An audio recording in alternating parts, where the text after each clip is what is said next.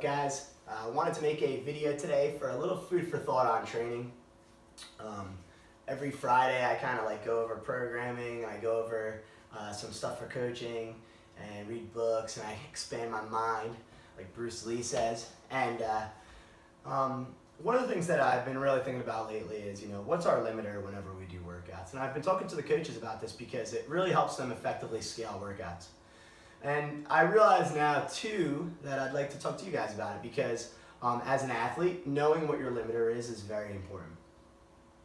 So whenever we do any sort of movement in CrossFit or mixed modality stuff where we're doing a workout with multiple movements, there tends to be something that we can improve at and something that we do really well at. For instance, let's say that we're going on a 500-meter row, and in the middle of this row, we start to get really tired, and then we slow down, right? When we look back at our performance, we now have to decide what was the limiter there. Did we slow down because our lungs were having so much trouble keeping up with our activity? Was it an engine issue? Or was it a local muscle issue where did my glutes really get tight? Were my quads starting to give up? And so we can decide, is it local or was it global? Global being more so engine, all right? And then based on that, we can decide how we're gonna address this for the future. For instance, I'm gonna use myself. I suck at rowing, and my engine is not great either, but my row skill is really pretty bad. It used to be a lot better. I used to be, when I was in the Army, I could sit on a rower for about 20 minutes. Of course, I couldn't snatch more than a feather. But nowadays, I really have to work on my rowing skill. So what happens is when I'm in the middle of, say, like a 1K row, my legs start to fatigue, and I get all this local muscle limitation. So how am I going to fix it? Well, I'm going to fix it by doing really short intervals to build up skill. And I'm going to do a low rest period so that I get fatigued. It's not an energy system training for me at this point. It's a skill thing. And I'm just going to work on building up volume and my ability to continue to row. On the other end of the spectrum, if I'm somebody who has an issue with my heart rate getting so high and I can't breathe and I'm really sucking wind and it's slowing me down, then I'm going to make it maybe short intervals as well. But I'm going to do a longer rest so I can start to build up my engine and have these high effort intervals.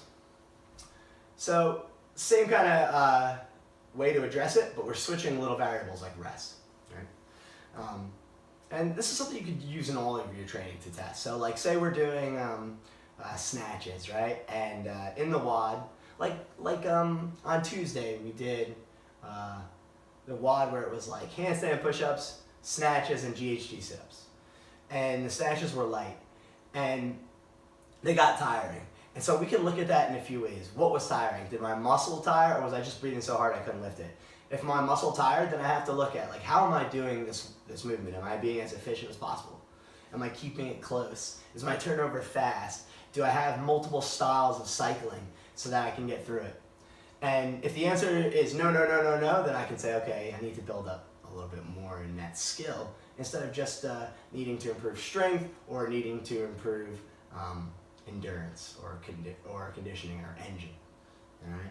So it's a cool way to kind of assess our performance because I know a lot of times we're like lost, right? We're like, well, I don't know why I can't do something. I don't know why I did bad in that workout. Well, this is a way to kind of dive into that. Also, just as a conclusion, most of you guys have the amount of strict pull-ups necessary and the amount of ring dips necessary to do muscle-ups. So what's the issue for getting us on the rings? Skill work. So get on those damn rings, okay?